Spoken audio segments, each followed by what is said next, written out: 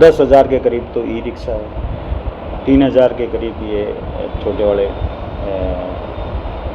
Tempo वगैरह है। और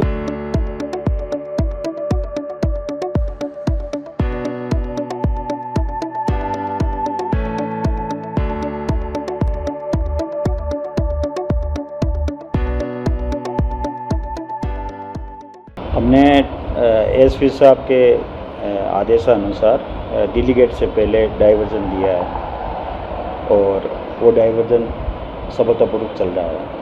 अब ये यूनियन वाले जो लीडर वगैरह आए हैं उनको समझाइश की गई है कि 10,000 के करीब तो ई रिक्शा है, 3,000 के करीब ये छोटे वाले टेम्पो वगैरह है, और भी छोटे मोटे साधन हैं।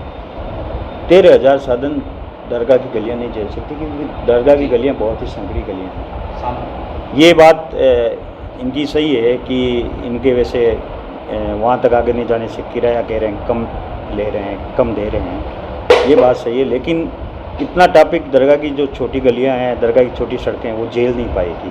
तो इनको समझाइश की गई है कि हम वैसे अच्छी व्यवस्था बनाए रखने के लिए दरगाह में सिर्फ हम ये चाह रहे हैं कि दरगाह में जो दर्शन करने के लिए आए वो पैदल जाएं आगे, और ट्रैफिक दरगाह के अंदर नहीं जाए, जिससे वैसे वहाँ व्यवस्था बनी रहे। और उससे जब वैसे बाहर से आने वाले लोग दरगाह में पैदल चलेंगे तो वहाँ के व्यापारियों को भी लाभ होगा और वहाँ के जो दुकानदार हैं उन सभी को फ़ायदा होगा।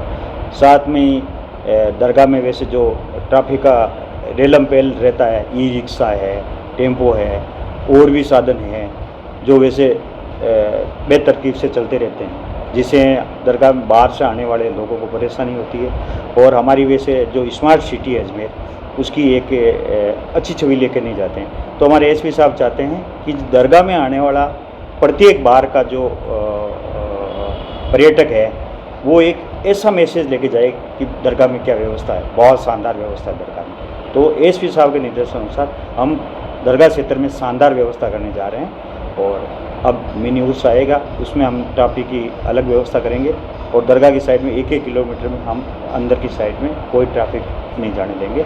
एसपी साहब बहुत ही अच्छा आदेश फरमा रहे हैं और जैसे अयोध्या में भी ऐसा ही है और स्मार्ट सिटी के लिए ये होना ज़रूरी है, इसलिए श्रीमान एसपी साहब के आदेश अनुसार हम वैसे काम कर रहे हैं। किस समस्या के लिए आए हैं? हम ऑटो रिक्शा यूनियन की समस्या से आए हैं। हमारे साथ में बहुत वो होया जा रहा है कि अजमेर रेलवे स्टेशन से ऑटो रिक्शा में सवारी बिठाते हैं तो उसको लेके जाते हैं दरगाह तक 40 में, 30 में, 40 में, 30 में जाके पार्टी वहाँ पर कहती है भैया तुमने हमको दरगाह दिखाया नहीं, उसके पहले आप पैसा मांग रहे हो। हमारे कल यहाँ पर आए थे तो हमारे टीआई साहब ने हमको बहुत अच्छा आश्वासन दिया था, मैं जानता हूँ इस बात को।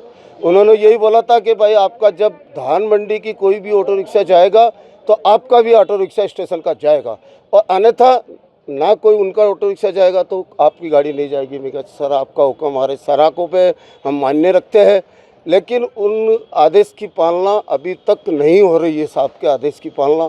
इसके लिए हम ये सब एकत्रित होकर क्या करेंगे, धंधा तो कर नहीं सकते, बैठे हुए हैं वहाँ पर ऐसे ही सवारियों को बिठाते हैं तो वहाँ जाकर बोलती है भैया ये तो लक्ष्मी चौक लिख रखा, दरगाह कहाँ से आ गया इसके अंदर।